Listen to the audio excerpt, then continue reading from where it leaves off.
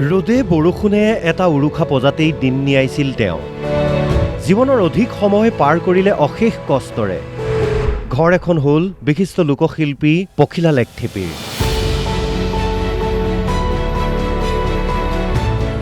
কোকিলকণ্ঠী গায়িকা পদ্মশ্ৰী সন্মানপ্ৰাপক বিশিষ্ট শিল্পী পখিলা লেকথেপীৰ জীৱনৰ আজি উল্লেখনীয় দিন।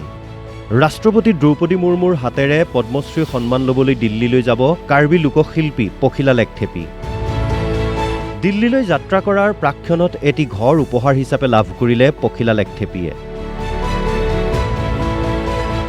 4 দশকৰো অধিক কালজুৰি কাৰ্বি লোকসংগীতৰ চৰ্চা কৰা বিশিষ্ট শিল্পীগৰাকীলৈ ঘৰটো উপহাৰ হিচাপে আগবঢ়ালে কাৰ্বি আংলং স্বায়ত্তশাসিত পৰিষদৰ মুখ্য কাৰ্যবাহী সদস্য তুলিৰাম ৰংহাঙে। ডিফুৰ নিহাং ডিফুত দেওবাৰে আনুষ্ঠানিকভাৱে ঘৰটো অৰ্পণ কৰিলে পখিলা লেকথেপীক। উপহাৰ লাভ কৰি সুখী 4 দশকৰো অধিক কাল লোকসংগীতৰ চৰ্চাৰে জাতীয় জীৱনলৈ অনবদ্য অৰিহণা আগবঢ়োৱা শিল্পীগৰাকী।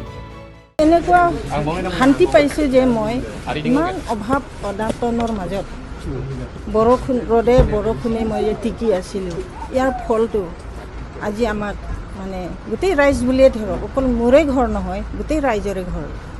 মই সেইটোৱে কামনা কৰিছোঁ আৰু ধন্যবাদ দিছোঁ যে আমাৰ ডক্টৰ ছাৰ তুলিৰাম ৰংহাঙে নিজৰ ভনী হিচাপে যে মোক আগতে যেতিয়া ৰেডিঅ'ত গাই আছিলে সেই তেতিয়াৰ পৰাই তেখেতে মোক জানে মই যে কেনেকৈ গাওঁ, কেনেকৈ কষ্টত আছিলোঁ, কেনেকৈ কৰিছিলোঁ, তেখেতে সকলো কথা সকলো মানে আঁতিগুৰিবিলাক জানে।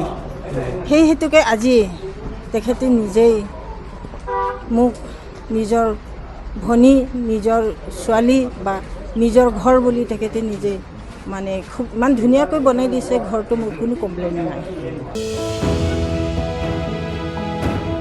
ঘৰটো আনুষ্ঠানিকভাৱে আগবঢ়াই বিশিষ্ট লোকশিল্পী পখিলা লেকথেপীক কাৰ্বি জনগোষ্ঠীৰ সম্পদ আখ্যা দিলে কাৰ্বি স্বায়ত্তশাসিত পৰিষদৰ মুখ্য কাৰ্যবাহী সদস্য তুলিৰাম ৰংহাঙে।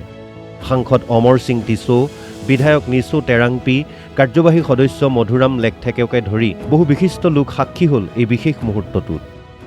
কাৰ্বি আংলঙৰ কাৰণে এটা সম্পদ, সেই এছেটটো বিচাৰি নাপালে আপুনি কিনিবও নোৱাৰে আৰু সেইটো বিচাৰিও নাপায়। সেইটো যিটো সম্পদ আমাৰ কাৰ্বি জাতিৰ কাৰণে এটা গৌৰৱ। গতিকে কাৰ্বি আংলঙৰ এনেকুৱা ধৰণৰ ওলাই আহিছে, ভগৱান আমাক দিছে যে কাৰ্বিসকলৰ কাৰণে, কাৰ্বি জাতি বা কাৰ্বি আংলঙৰ মই এজন বাসিন্দা হিচাপে মই তেখেতক অভিনন্দন জনাইছোঁ। অৱস্থা খুব বেয়া আছিলে, আৰ্থিক অৱস্থা বেয়া আছে, ঘৰ বনাবৰ কাৰণে তেওঁ টকা পইচা অভাৱ। সেইকাৰণে গোটেইখিনি মই চিন্তা চৰ্চা কৰি যে কোনোবাৰ পৰা ডনেশ্যন লৈ মই এই ঘৰটো মই বনাই দিয়া হৈছে, ইয়াত মই অৰ্পণ কৰা হৈছে। এতিয়ালৈকে 3 শতাধিক গীত বাণীবদ্ধ কৰা পখিলা লেকথেপীয়ে কাৰ্বি লোকসংগীতৰ লগতে জুবিন গাৰ্গৰ সৈতেও গীতত কণ্ঠদান কৰি সৰ্বস্তৰতেই জনপ্ৰিয়তা লাভ কৰিছিল।